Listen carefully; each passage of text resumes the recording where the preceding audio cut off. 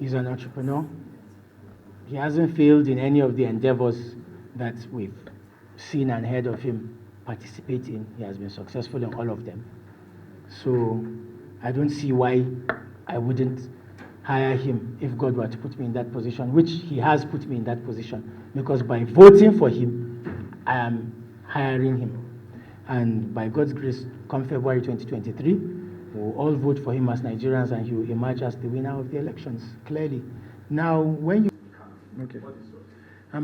Dr. Nasir Yusuf Gawuna is a very, very, very, very good candidate.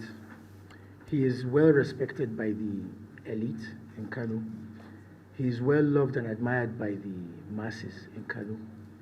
He is somebody who has a good track record. He's a grassroots politician. He's a gentleman. He's somebody that we all look to and we get inspired by him. I can clearly tell you that politics apart, he's somebody that I love personally because he's somebody that I respect, his ideals, the way he moves politically, the way he treats people, the way he respects everybody. He's a leader. And that is the reason why, despite pressure from certain internal corners, he was able to emerge as the gubernatorial candidate. He was not the one that was most favored.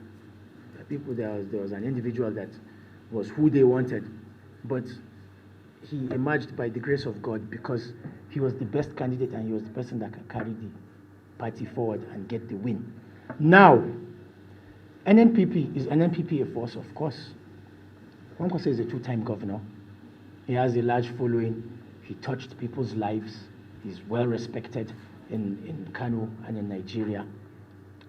He has a proven track record. But what I want to bring you back is something I mentioned about 10 minutes ago, which is the spoiler effect. Now, if you're not familiar with the spoiler effect is what is going to give Gawuna the win.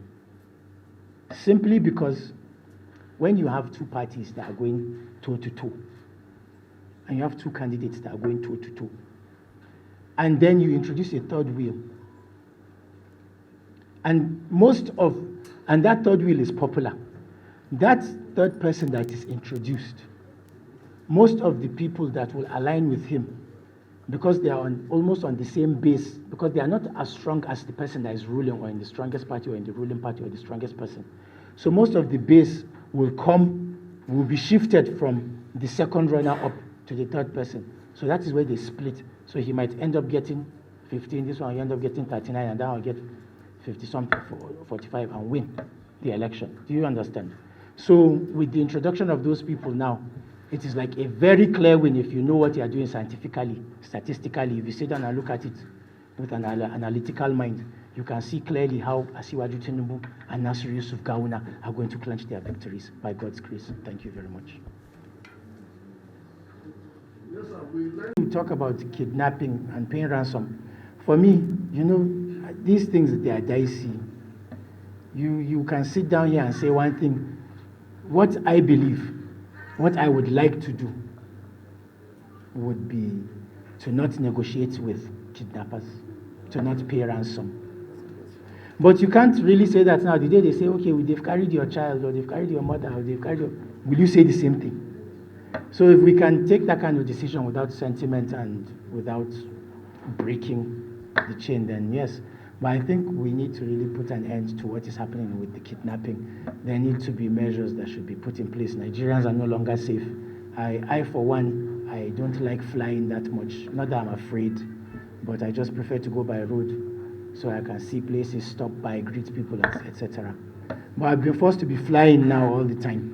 So I think we need to be able to enjoy that as well, to fly, to drive without feeling that fear of somebody's going to come and hijack you or kidnap you. So I think we need to really look at and address the issue of kidnapping seriously, like it has to be brought to the foreground. Thank you.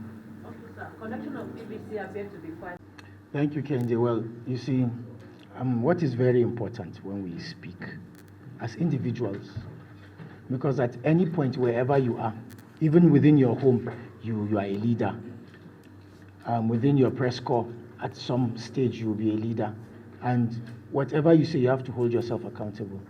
Now, one of the things that I've learned in this life is that you should not make presentations on the basis of hearsay, that you should not make judgments based on rumors, that you should always speak from a place of fact.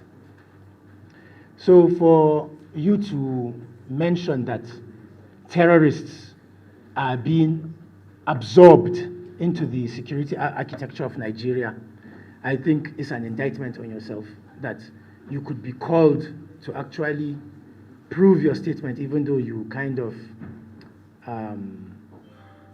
protected yourself with the security blanket of alleged.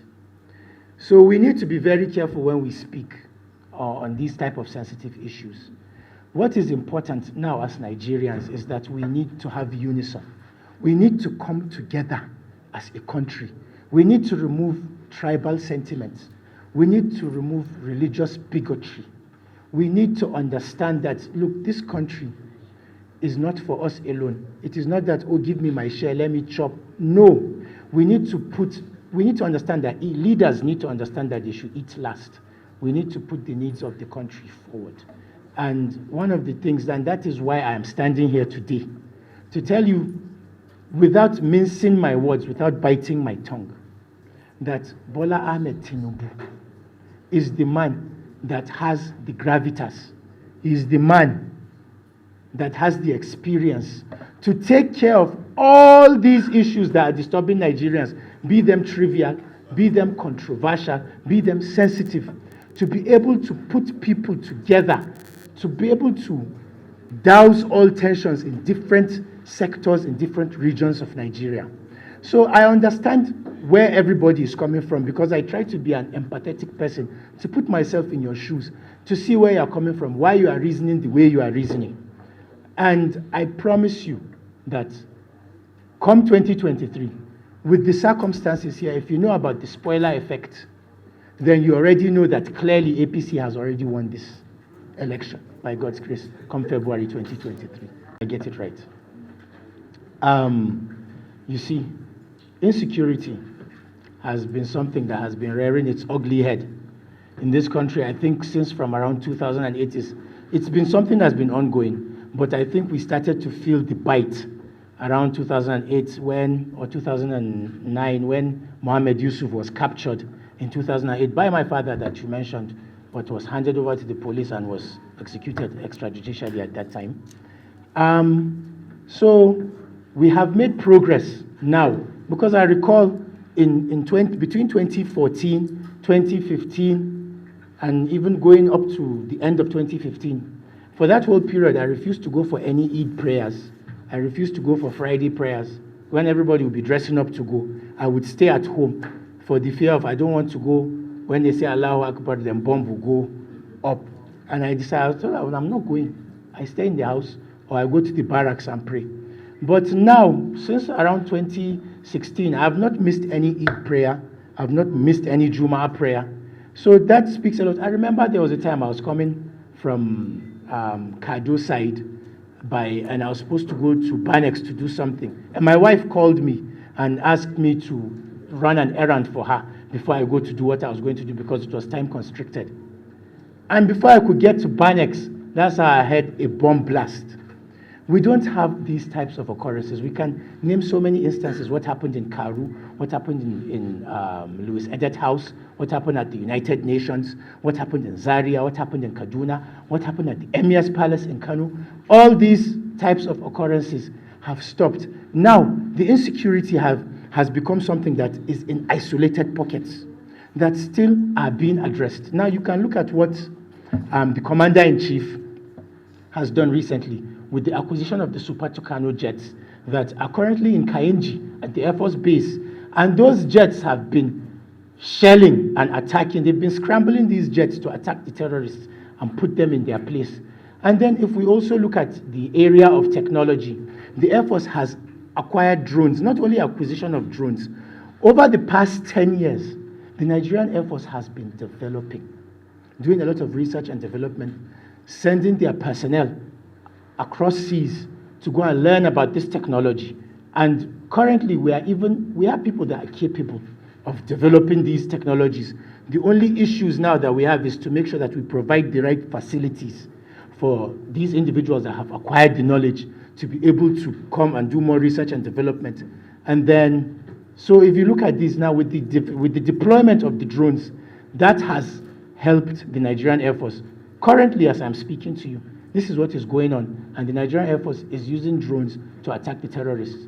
Now, if is there room for improvement? Of course. I think we need to have more geospatial mapping of Nigeria, which will bring in the talk of artificial intelligence. That is where it will come into play, where we can map out the country, where we know if there is an attack at a specific place, then we know we can scramble these jets or send these unmanned drones to attack these terrorists and also to secure the Nigerian airspace. So I think so far so good. This government has done very well. There's room for improvement. More can be done. I think people should be held accountable. There should be set targets, because if you don't have a performance target, then there's no way you can review to see how good you've been doing. You'll just be freestyling and doing anyhow. But if I tell you, like, look, today I don't want to hear of any attack in such and such place by the next 2 weeks, I've given you a target. You don't meet that target, then there will be consequences. So because of that, I think we're doing well. We could do better in terms of holding people accountable.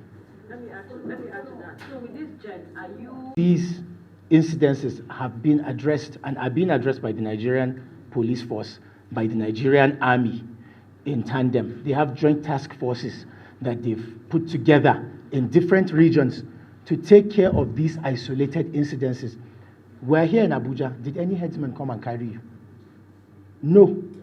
But there are certain areas which you cannot avoid, because even in life, anywhere you go, if you go to other countries that we even set our standards by, they too have their own type of occurrences that bring problem to them. I remember the other day I was watching something on the news. I can't remember who was mentioning this, and they brought up a point where they are talking about how the United States, maybe people start saying, oh, I'm going to Jakarta, I'm going to the US because it's safer, this and that. But in the same US, if you go statistically, they have the highest amount of school shootings. They have that. They have a lot of random killings. There are incidences. I went to school in the US. There are incidences where you will see people, just because you stepped on their canvas, they'll carry gun and shoot you. They have black on black crime. So these you cannot eliminate completely. But what is important is to have a level of sanity, a level of safety, a level of security that people can feel free to go and exercise their rights. Even in 2015, when the elections took place, all these things, most of these things were still happening. Bomb blasts were happening. Even the presidential candidate, President Muhammadu Buhari, was attacked in Kaduna. If not for because he was in a bulletproof motor, maybe he would have even been dead. So these occurrences still happen, but what is important is to not give people the impunity to feel free that they can just come into society and do whatever they like, to inject that fear in them, to know that the government is on top of its game. And that is what we are doing. Thank you.